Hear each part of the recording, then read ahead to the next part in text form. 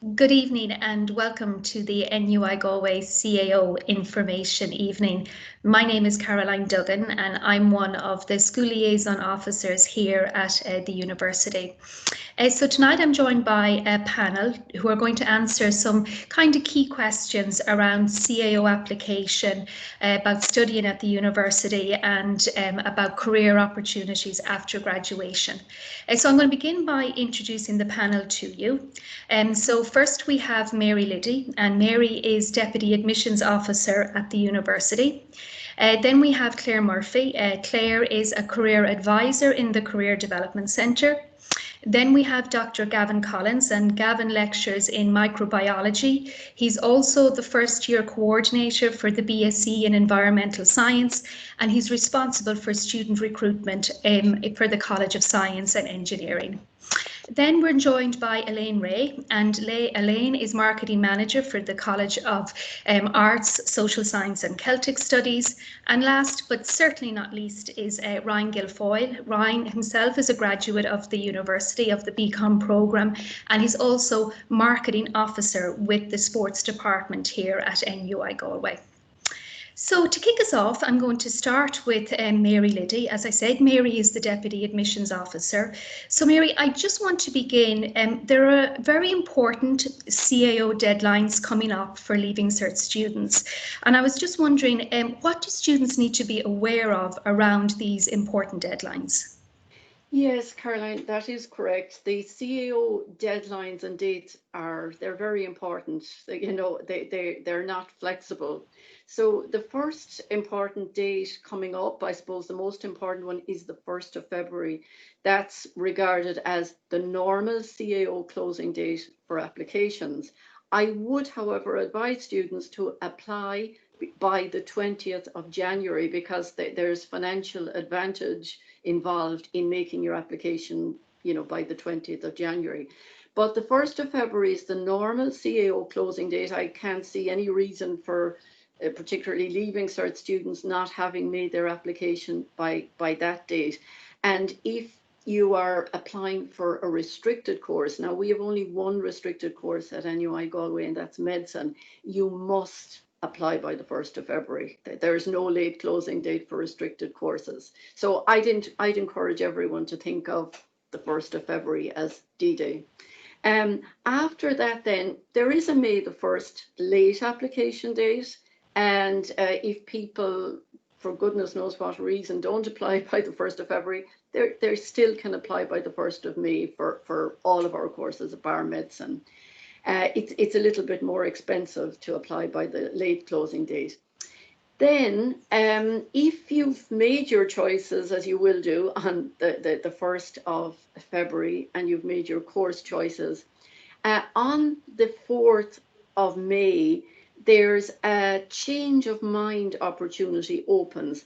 That change of mind opportunity exists from that date in early May, the 4th of May, right up to the 1st of July. And within that time frame, applicants can change, they can alter their course choices, they can introduce new courses, they can delete ones they've already indicated, or they can merely juggle around their order of preferences. So the one thing I would say is make your application now, put in course preferences to the best of your ability, but rest assured that you will have the opportunity to reorder those choices and to change them up to and including the 1st of July at 5:15 p.m. Thanks, That's Caroline. great. Thanks, Mary. Thank you for that. Claire, I'm going to come to you next because I'm sure we have lots of viewers and listeners this evening who, are very clear on what they want to put down in terms of course choice on the CAO, but there'll also be a large cohort that maybe are very undecided. And I'm just wondering, what advice would you give those students who are unsure about what choices to put down on their CAO application? Yeah, I think that's a very good question. Thanks, Caroline. So it's perfectly okay not to know what you want to do. And there may be some of you who want to keep your options open. Maybe you can't decide between a course. So the advice I would give is to pick a general degree, pick an undenominated degree. So we have arts, science, commerce. So you may want to base that choice on the subjects you're studying for your Leaving Cert. So if you take a look at your Leaving Cert subjects and what you like, generally we're good at the subjects we like. So I would say perhaps you might want to choose a general degree. If you're studying biology and chemistry, you might want to choose science. If you like English or history, you might want to choose arts, business and economics, commerce. But the advantage of choosing a general degree is that you're leaving your options open and you can narrow down your choice later on. You can also discover careers through work experience, summer internships, get experience, research employers. You can do all of that throughout your degree, and that may give you a better idea of what you want to do. That's great. Thanks, Claire. That's wonderful advice. Gavin, I'm going to come to you next because obviously students are going to be making that transition from secondary school into third level. And I just want you to talk to me a little bit about the challenges that you see students facing, particularly in those first early few weeks and months of that transition. Sure, Caroline. Well, there's no doubt, I would say, that it's a really daunting experience, and it's a big change from secondary school. You'll find yourselves sometimes in far larger classes than ever before, though sometimes in smaller ones, and it may change depending on whichever subject you're learning at the time. I think the most important thing, though, that I would say is not to lose sight of the fact that I and my colleagues and everybody else in the university has your back and is ready to help you. And it's certainly the case that we welcome students telling us when they're struggling, and all of your lecturers will be really keen to make sure that you succeed. So it's really important to take full advantage of the different classes and lectures, but also the tutorials and other supports that we'll make available for you. And I guess I'd very briefly point to two such supports. One is that, for example, for our science courses, all of our students are assigned an academic mentor, and they meet with one-on-one with that academic mentor at least once during their first semester. And equally then, for our engineering students, we have a scheme known as the CAO scheme, which facilitates second year students looking out for, in a kind of an academic buddy style system for our first year students. So it really is important to remember that although it's a big change, there are lots of supports available to you. Great, thanks, Gavin. Ryan, I'm going to come to you next because I want to talk to you a little bit about the relationship between, physical activity and academic performance. Can you tell me a little bit about that in your own experience? So I suppose in any given circumstances, Leaving Cert is a stressful time for students, and given the current circumstances we're currently under, it's stressful for everyone. I think it's highlighted the importance of physical activity, not just for students, but for the entire population. And a few reasons for this has been shown that the increased kind of blood flow to the brain and the scientific research that has gone into it to show the increased level of endorphins and all these scientific studies. However, what a lot of people see is that the physical activity provides a routine, and it kind of improves the attention span and concentration during the period when they are studying. Because what happens is when people remove physical activity out of their daily schedule and they come into Leaving Cert or a busy period and they remove maybe that 1 or 2 hours of physical activity a day, they don't actually fill it up with study. It just leads to increased procrastination. And that can decrease their level of socialization with friends and can decrease levels of confidence. And when we get into kind of university life and we leave the Leaving Cert behind us, these skills that we kind of left behind in that past year become kind of lost, and they are vital skills. So I suppose looking at it from a grand scheme is in that it's entirely important to provide routine, give you an opportunity to free your mind and to free yourself from the daily stresses and struggles that you're experiencing. That's great. Thanks, Ryan. And even more important now when we're all in this lockdown, to build in a little bit of physical activity into your daily study routine. Mary, I'm going to come back to you because a question we as school liaison officers would get asked quite a lot is about matriculation requirements. Can you, in very simple language, explain to our listeners what matriculation requirement is and what it means to the student? Yes, Caroline, matriculation, big word, but really what it means is the entry requirement. What makes you eligible to enter courses in NUI Galway? That's what we mean when we use the word or the term matriculation requirements. And for all of our courses at NUI Galway, there's a fundamental matriculation or eligibility requirement. That means that all applicants applying, in order to be offered or be in line for an offer of a place at NUI Galway, will need to have among their leaving cert results 2 H5s and 4 ordinary level 6s or higher level 7s. They're the most basic, the most fundamental matriculation requirements. And then there's, I suppose, in addition, there are points requirements. And for every course, they are different.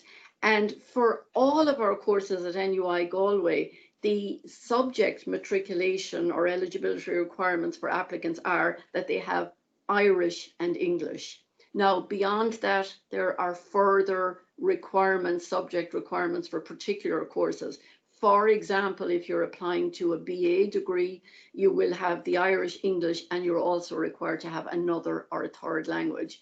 And obviously for just say science programs, you need to have Irish, English, mathematics, and at least one laboratory science subject. So they differ for every course. And I'd like to, I suppose, Caroline, to take this opportunity to direct our students or our applicants tonight to the quick guide, or indeed to the undergraduate prospectus, where the matriculation requirements for every course are spelled out very clearly. And certain courses then will have additional course requirements or grade requirements. For example, the requirement to be eligible to be considered for our BE programs or engineering programs is that you must have a minimum H4 in mathematics. So they're additional requirements. So students maybe should, or applicants should, look very carefully at the quick guides and the prospectus and familiarize themselves with requirements for the courses they're intending to apply for. Great, thanks, Mary. Elaine, I'll just come to you next because I want to talk to you a little bit about, obviously you're the marketing manager for the College of Arts, Social Science and Celtic Studies, and Mary referred there to the requirement for the third language for many of the BA degrees. Can you tell me a little bit about what kind of career I might expect out of a BA? Yeah, of course, Caroline. Well, the great thing about doing a BA or an arts degree at NUI Galway is that it can lead to a really wide variety of different career opportunities. And both the hard and soft skills that students learn during their degree really equip them to work in multiple different industries. So, for example, we have graduates working in the tech industry, in account management and product management roles. We have graduates working in media, social media, journalism and broadcasting. Given the creative nature of many of our different BA degrees here at NUI Galway, we have graduates working in a variety of different roles in the creative arts industries, both nationally and internationally. And one of our graduates who is getting a lot of recognition at the moment is the actress Nicola Coughlan. So many of you might recognise Nicola. And we have a lot of graduates working in business as well, in areas such as marketing, human resources, sales, PR. And then some of our graduates will go down the legal route and go on and work as solicitors or barristers. So there's a huge variety. It's also worth noting that many of our graduates do go on and pursue a career in teaching at either primary or secondary level, or indeed third level as well. And then I suppose, you know, there are careers that don't exist today that will likely exist in even 5 years' time. So, and particularly in the rapidly evolving tech industry. So there are always a growing number of opportunities for our graduates. Great, thanks, Elaine. Thank you. Gavin, I'm going to come to you next because a lot of our degree programs will offer you, you know, maybe a study abroad opportunity or maybe a work placement. Can you just tell me, you know, how that experience will enhance your learning at NUI Galway? Sure, of course. Well, just as Elaine had said and had explained about an arts degree, I think a science or an engineering degree, for example, similarly equips you for a career in a lot of different areas. And we won't know what will be the hot jobs of 2025 or 2026 when our new students are graduating. So I think that in addition to earning the skills that you will as part of your course on campus with us in Galway, it's also a good idea to get out into the world and to spend some time with an employer or to travel and to take some of your degree in another university or in another country.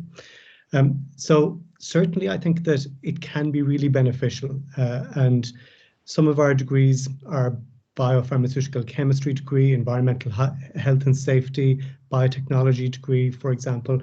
Each of those offer as a formal part of the degree program time with an employer as part of your course. And indeed, even during the COVID crisis, all of our placements for our environmental health and safety system, which are 7-month placements, were able to take place.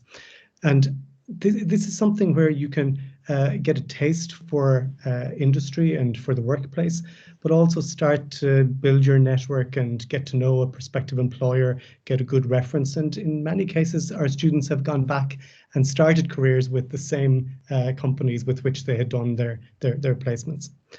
On travel and study abroad, all of our students have the chance to study abroad if their grades are good enough in first and second year, and if they impress us well enough in an interview we'd have with you, to study then in one of the universities in the University of California system. So San Diego or Los Angeles or San Francisco, for example, or John Carroll University in Ohio, or the Hong Kong University of Science and Technology. So this is a marvelous opportunity then to study subjects similar to those that you would be studying had you stayed in Galway for the term, and we'll map your results back onto your degree. So those are just two ways I would say that indeed your learning can be significantly enhanced. So I agree. Thanks, Gavin. Thank you. Claire, that's a good follow-up question maybe for you, because you obviously work in the Career Development Centre, so you're in constant contact with our industry partners. So just talk to me a little bit about that, the role of the Career Development Centre and enhancing those industry links for our students. Yeah, so just to start, what are industry partners? Industry partners are any company or public body that provide training. So they are very important to the university. And one of the main reasons why is industry partners hire students, but they also take on students during placement and teach students skills. They also inform the university of the skills and education they're looking for. So we have a range of industry partners from Google, LinkedIn, Facebook, Medtronic, Erigen. We really do have everything under the sun, and generally students really enjoy placements. And the reason being is it's a great opportunity to apply all the knowledge they've learned in college. And just to echo what Gavin said, network, meet new people, learn new skills. And there are amazing opportunities across many degrees, not just in science, but in engineering, arts. There's also opportunities to study abroad for people who don't have languages. So I know Boston, Sweden, Belgium, they all offer exchange programs for students maybe studying English, history. There's a load of options. So they're really, really important. And what I would advise students that if they could connect with industry partners early on, through summer internships, through skills workshops with the Career Development Centre run, they really would have the advantage of knowing what industry partners are looking for. Great, thanks so much for that insight, Claire.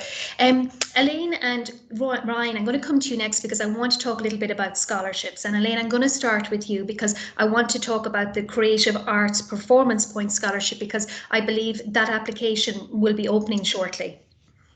Yes, absolutely, Caroline. So firstly, I'll just explain what it is. So the Creative Arts Performance Points Scholarship is a bespoke initiative here at NUI Galway, and it offers additional points to students who show really exceptional artistic promise and achievement in 6 different areas of excellence. So very briefly, those are creative writing, digital arts and media, drama and theatre, film, non-fiction writing, that includes journalism, and music. And so if a student is successful, they will gain a bonus of 40 points that can be applied to any undergraduate course here at NUI Galway, with the exception of medicine. As you mentioned, the scheme will open on Friday and it will run until Friday the 14th of May. Students apply on the NUI Galway website, and to apply, students will need to submit a sample of their work under one of the different areas of excellence, and also they will require a reference either from a teacher or a mentor supporting their application. Great, thanks for that, Elaine. And 40 bonus points is very significant, so nothing to be shied away from applying. Ryan, just obviously sports scholarships again, and important for lots of students who who are player and involved in sport. Can you tell me a little bit about the process of applying for a sports scholarship at NUI Galway? So yeah, like sports scholarships at NUI Galway are an integral part of attracting some of the finest young sporting talent that there is in Ireland, and indeed abroad, to some students that do attend the university here. What is worth noting is about the sports scholarships that does confuse a lot of students is that we have two sports scholarships. We have the Elite Sports Scholarship and the Performance Point Scholarship. And now what gets confusing is students think that you need to have two separate applications to these scholarships. However, both scholarships go through the exact same application process, and it is the judging panel of the scholarship that will award you whichever scholarship. Now, what is worth noting is both scholarships receive the exact same support services when in the university and if accepted onto the programme. The only difference that would be is that those that receive the Performance Point Scholarship would receive an additional 40 CAO points, similar to what Elaine said, that this isn't applicable to Medicine GY 501, and you must achieve a minimum of 350 CAO points. Now, what's important there is that most courses in the university are more than 350 points anyway, so we'd advise that you should be aiming to gain the points that you should need for your course and don't rely on the 40 additional points. Now, what some of the benefits that you may receive if you were to achieve a scholarship in the university would be a financial bursary. You would receive financial aid for training camps and international competition. You'd obviously receive coaching support, medical support, with including performance nutrition and psychology, strength and conditioning. And what's really important is we provide academic and career mentoring, because you're a student athlete at the end of the day, and that we want to really drive home that aspect that we want to give you the best opportunity for your future career, because unfortunately not every sport in Ireland is professional, and with such a small minority of students making it into the professional era, we need to obviously look at you from a career aspect too. Some dates worth mentioning for the opening date will be coming in the next 2 weeks. Obviously, we're updating to streamline the process for students to make this much easier on the website. But what is really important is the closing date, which is the 31st of March. The reason being that the closing date is important is a lot of students get fixed on the opening date and wanting to be the first in, because they think that's how we'll pick the people, that whoever gets first in will get first accepted. Unfortunately, that's not the case. And we get a lot of students putting in their application, the day it opens, and then they realize they achieve something else 2 or 3 weeks down the line and want to add this to their application.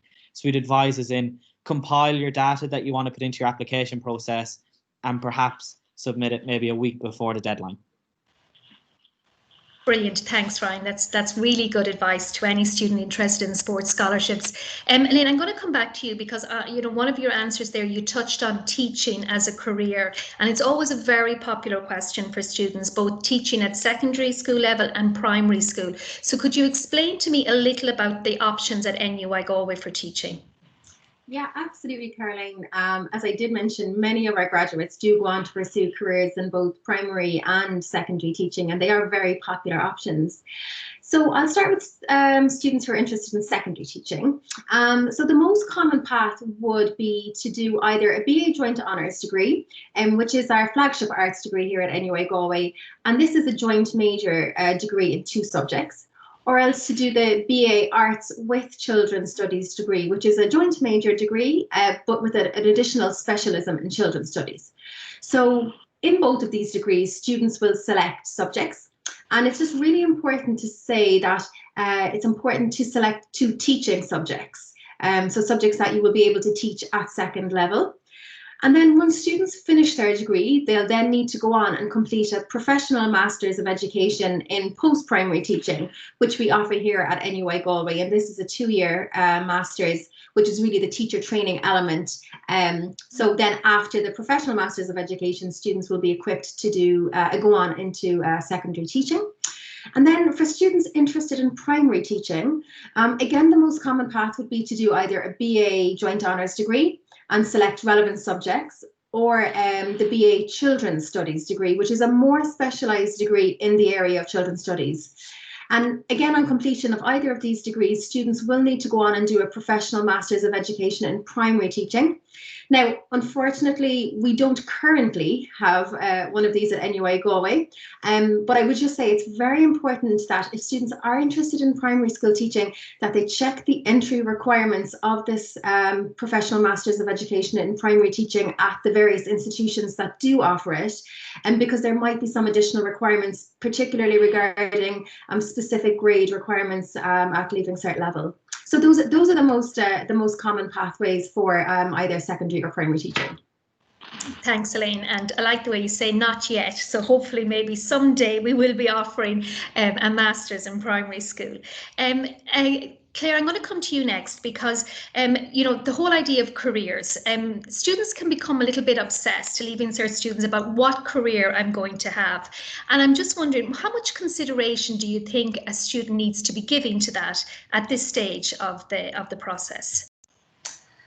Yeah, I think it's very, very important to research what you're hoping to do. So I would suggest that you research the degree, research the subjects, the modules, the options with the degrees, and also the career paths. Careersportal.ie has a very good breakdown of jobs, career paths. Qualifax breaks down the degrees. So I would say as well that it's really important that you put down on your CAO what you want, what your preference is, not what you think you'll get according to how many points you think you'll get. Very often students do better than they thought they would, and all of a sudden they are in some random course because they didn't think they'd do as well as they did. So it's really, really important that you put it down as according to preference. And just going back to your question, I do think it's important that you research your options. As I said before, maybe if you're not sure, go general, then narrow it down, but do prepare. Also, I would say that now employers are far more flexible. So many employers are starting to hire on skills you've acquired throughout university as opposed to strictly your degree. I have met people who've done maybe an arts degree and then gone on and done medicine. I've met people who've done commerce and then done physiotherapy. So things are quite flexible. Generally, if you get a good degree result, there are many, many options that await you, and you're not confined to what you studied at your original degree, if that makes sense. There's certainly a lot more options than when I was young. So it's a great time to be a student, and you will have a lot of options with many degrees. In fact, all of the degrees offer a lot of options. That's great. Thank you. Thanks for that, Claire. Mary, I want to come back to you because points is always something that Leaving Cert students become a little bit obsessed with. And obviously with calculated grades this year, we did see you know, a particular grade inflation. What advice would you give students around that this year? Yeah, well, the first thing I'd say is don't be dismayed, because as you rightly pointed out, Caroline, points, to put it casually, went through the roof really. And, you know, in looking at the points, the cutoff points for 2020, you might be inclined to think, oh my goodness, this is really just very, very daunting, very challenging. I would say that it's probably more realistic to look at the pre-2020 points, you know, the points that were required for entry to our courses in 2019 and 2018, to get a more realistic sense of the ball court in which we're operating. Now, you know, last year, 2020, was an extraordinary year in so many respects, not least because we were using calculated grades, and that did cause grade inflation. But I suppose it's also fair to point out that in any year at this stage, we really don't know what the points are going to be when the round one offers come out in August. The points, the cutoff, is determined by supply and demand, the laws of economics, really. So, you know, that happens, and that's going to happen for 2021 as well. But yes, I would say don't be discouraged by the very high points requirements that we were looking at for 2020, and look back to the previous years to get maybe a more realistic sense of things, and to encourage you a little bit. Thanks. Thank you, Mary. That's great. That's great advice. Gavin, obviously the calculated grades, all of that was down to COVID-19 and the pandemic. Talk to me a little bit about, you know, how the pandemic has impacted teaching at NUI Galway, and I suppose a little bit of hope for us. Do you think that the students of 2021 admissions will see time on campus come September? Sure. Well, I guess I would say that just as the world has changed last year for our visitors to the information evening at school, it equally changed very quickly for us in the university. And last March, we made the decision to move our exams online, and we've had our recent exams for December and January online, and most of our teaching went online last year. At the same time, many of our classes stayed on campus, such as our lab classes. We somehow managed to incorporate social distancing, and we repeated or duplicated or triplicated or quadrupled in some cases the scheduling of those labs to make that work. So our students have worked really hard along with the staff to make that happen.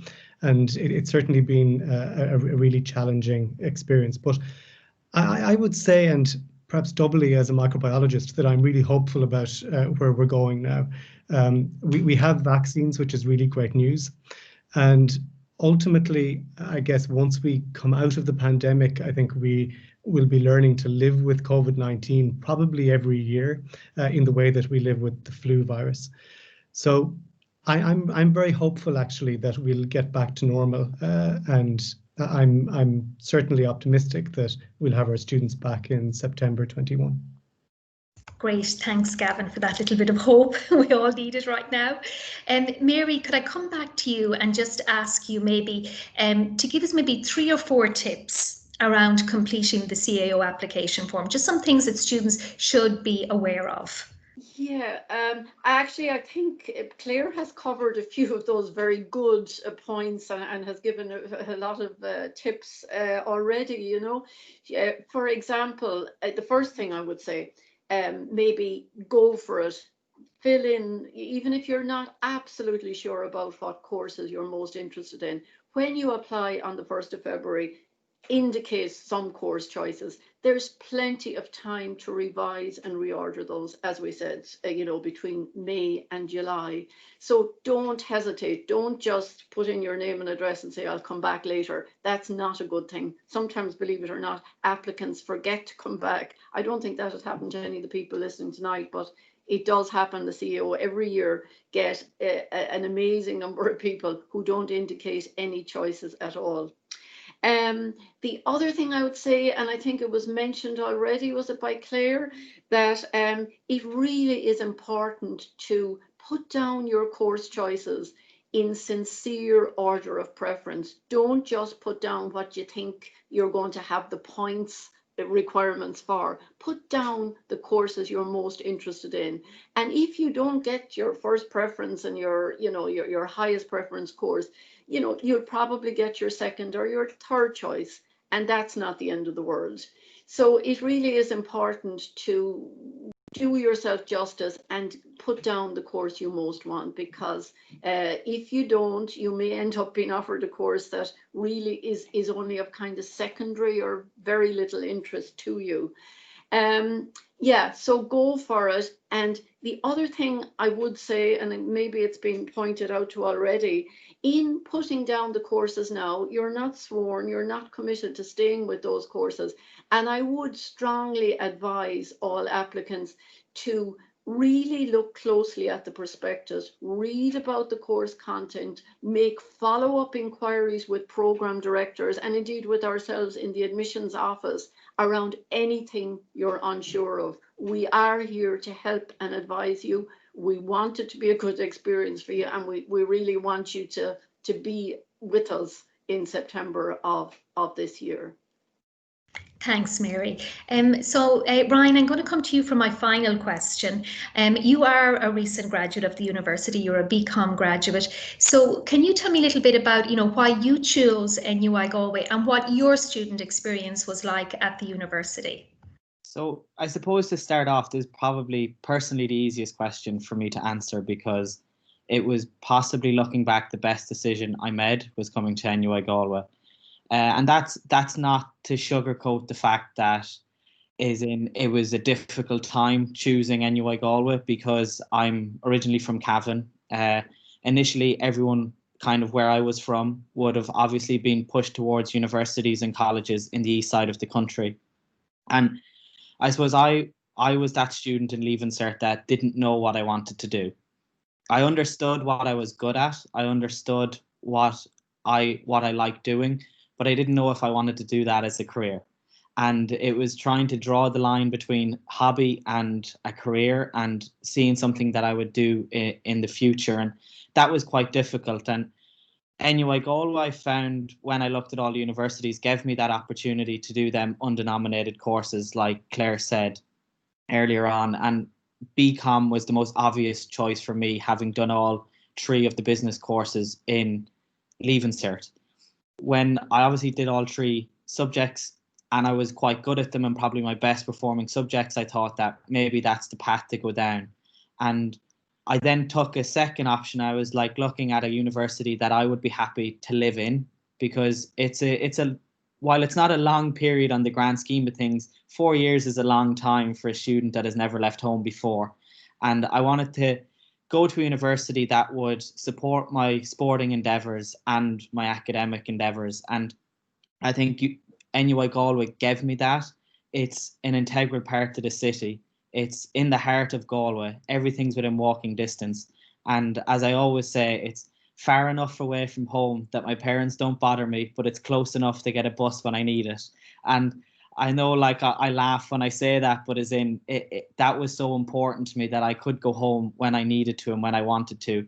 And I met friends for life. I experienced so many things. I got to travel to Australia and Hong Kong in a period of 4 years. And I know the Leaving Cert students watching this now are probably entering a period of uncertainty, that they're probably looking at the future and saying, when will I ever get to the college? But you've got to remember, your course is 3 or 4 years long. You will get to be on campus at some point, and choose a university that gives you a course that provides you good career prospects, and also a location that you're happy to live in, that with people that will provide you great experiences in life. So I suppose that's my looking back and my student experience of NUI Galway. Oh, fantastic, Ryan. Thank you so much for that. So that concludes our panel discussion for this evening.